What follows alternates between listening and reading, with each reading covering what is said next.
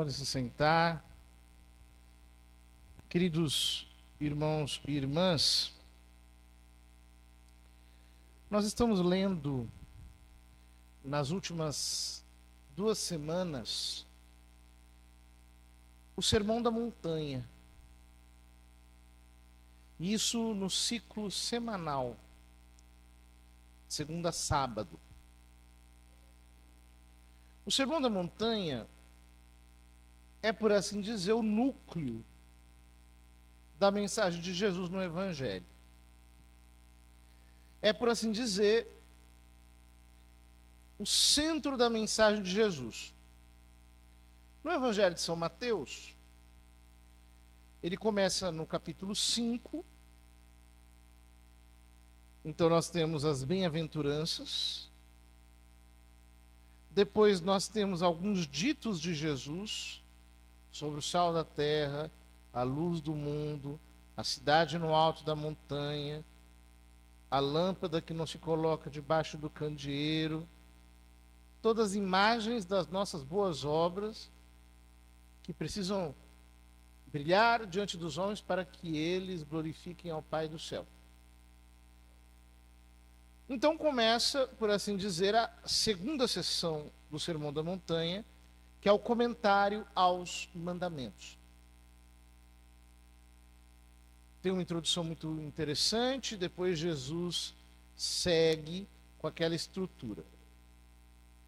Os antigos diziam, não matarás. Eu, porém, vos digo, tá. E assim vai. Ele faz o comentário à lei antiga. Então começa o capítulo 6, que, por assim dizer, tem 2 temas principais. O primeiro é o tema da vida espiritual, sintetizada no jejum, na oração e na esmola. E depois Jesus fala sobre a confiança que nós temos que ter em Deus. A vida espiritual deveria nos fazer ter uma liberdade interior, um coração totalmente disponível para a graça sobrenatural. Nós não deveríamos ficar aqui só nos preocupando com as coisas terrenas. Diz Jesus que isso é coisa dos pagãos. Capítulo 7. E no capítulo 7, nós temos diversos ditos de Jesus. Dirdes, porque observas o cisco no olho do teu irmão e não prestas atenção à trave que está no teu próprio olho? Ou como podes dizer ao teu irmão, deixa-me tirar o cisco do teu olho, quando tu mesmo tens uma trave no teu? Hipócrita, tira para tirar o cisco do olho do teu irmão.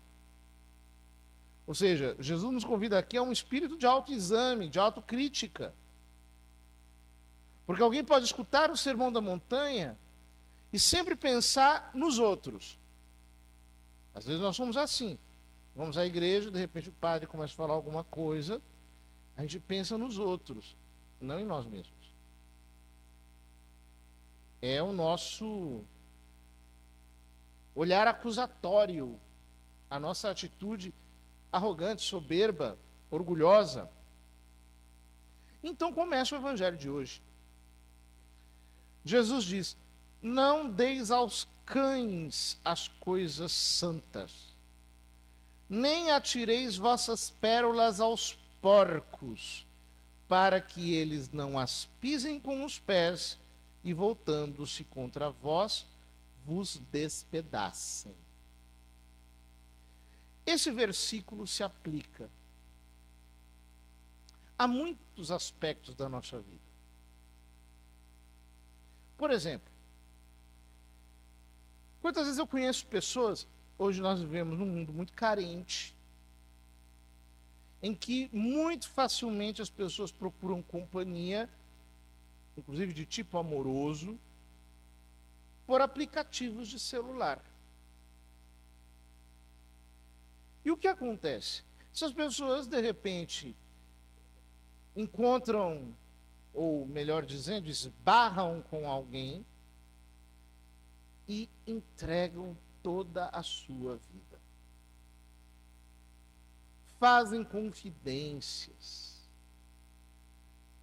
fazem juras de amor, se atiram nos braços, se lançam com todo o sentimento, para depois serem defraudadas.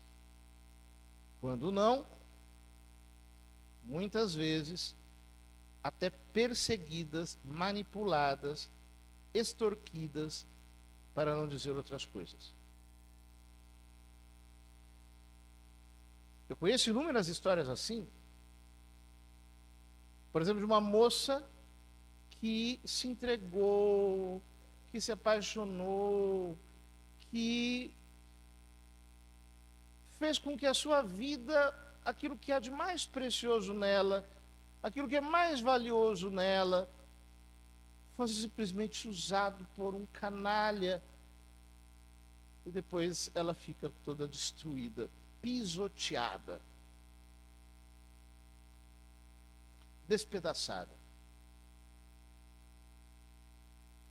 Isso também se aplica àquelas brigas inúteis, que às vezes nós cumprimos. Ou seja, nós sempre teremos que tentar entender a cabeça dos outros. E muitas vezes respeitar, porque na posição dele é aquilo que eu queria que fizessem comigo. Isso exige de nós uma empatia muito grande. Eu tenho que me colocar na posição dele e imaginar o que eu gostaria que fizessem comigo se eu fosse ele. Agora imagine fazer isso com cada pessoa da sua família, com cada pessoa da sua comunidade, com cada pessoa do seu trabalho. Dá um trabalho danado. Mas sem ele, nós não conseguimos tornar a nossa existência viável. Nós sempre iremos, de alguma maneira, empacar. E é por isso que Jesus diz nos versículos seguintes: entrai pela porta estreita. Porque larga é a porta e espaçoso é o caminho que leva à perdição, e muitos são os que entram por ele. Muitos são os que entram por ele, no caminho largo que leva à perdição. Como é estreita a porta e apertado o caminho que leva à vida, e são poucos os que o encontram. Queridos irmãos, nós temos hoje uma falsa misericórdia que acabou se tornando meio que o nosso modo de pensar. Todo mundo pensa mais ou menos assim: para ir para o inferno você tem que ser um demônio, caso contrário todo mundo vai para o céu. Exatamente assim que os homens, que a nossa geração imagina. Basta ver, por exemplo, quando morre um artista, que às vezes tinha uma vida só pela graça divina, né? Todo mundo, que foi para o céu, que era uma pessoa boa, que fez o bem, etc. Parece que o caminho que conduz à vida é largo, e o caminho que conduz ao inferno é estreito. Muito pouca gente vai para o inferno. Que para ir para o inferno, você tem que ser ruim como um demônio. Tem que ser um diabo, se é que isso é possível para o ser humano. Às vezes eu acho que é. E a realidade é o contrário. O caminho que conduz ao céu é estreito, é apertado. É uma porta que Jesus diz que é uma porta muito exígua. Eu tenho que me esforçar.